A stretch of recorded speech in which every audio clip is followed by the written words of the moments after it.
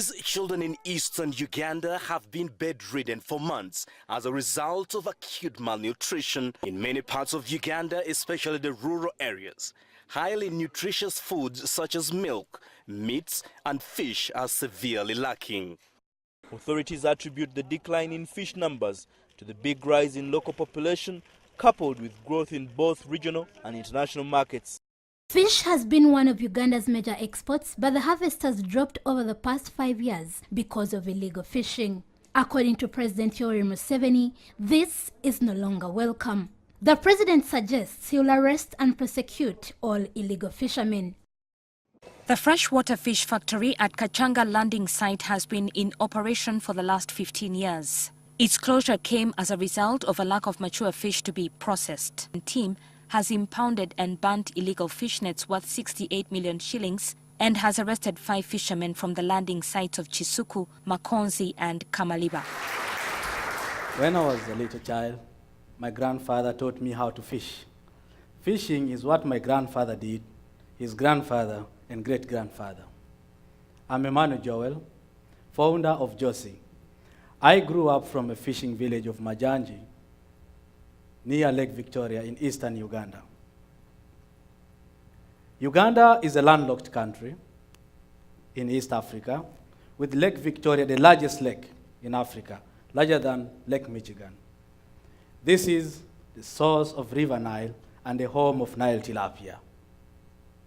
When my grandfather brought home tilapia for dinner, he always made us eat the fish heads, claiming it to make us smarter.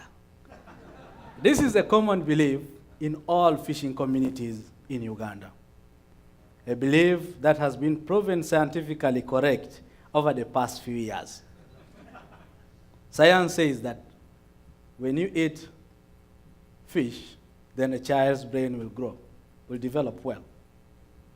The trouble is, over the past 20 years, there has been overfishing in Lake Victoria, and today, the little fish is all finished.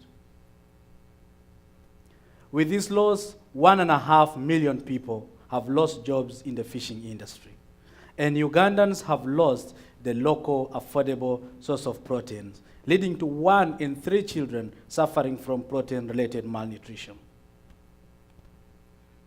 With a demand of over 500 million tons of fish per year, and the supply only being 500,000 tons per year, fishing communities are left with no option but to use illegal nets and poisons to get the little fish in the lucrative business, further destroying the environment and feeding humans with contaminated fish.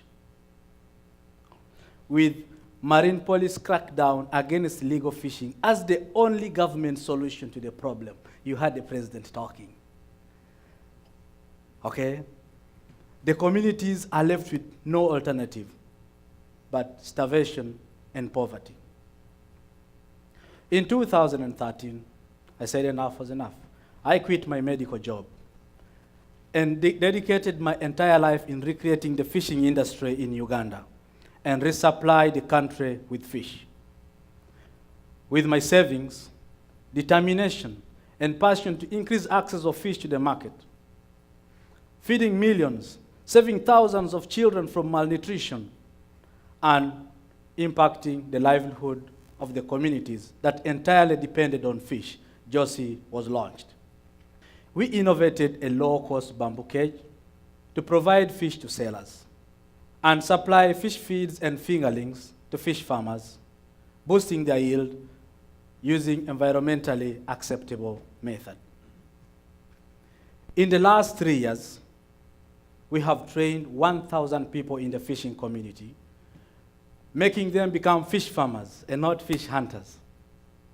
We formulated a low-cost quality fish feed using locally available raw materials such as water hyacinths, snail shells, lake flies, and rice husks, all got within Lake Victoria. To further reduce the cost of fish farming, we produce our own fingerlings. In the last 12 months, we have shipped out 200 tons of fish, sold 2 million fingerlings, and supplied 50 tons of fish feeds. we supply 500 women with our fish daily, boosting their income and saving and impacting thousands of lives in eastern Uganda.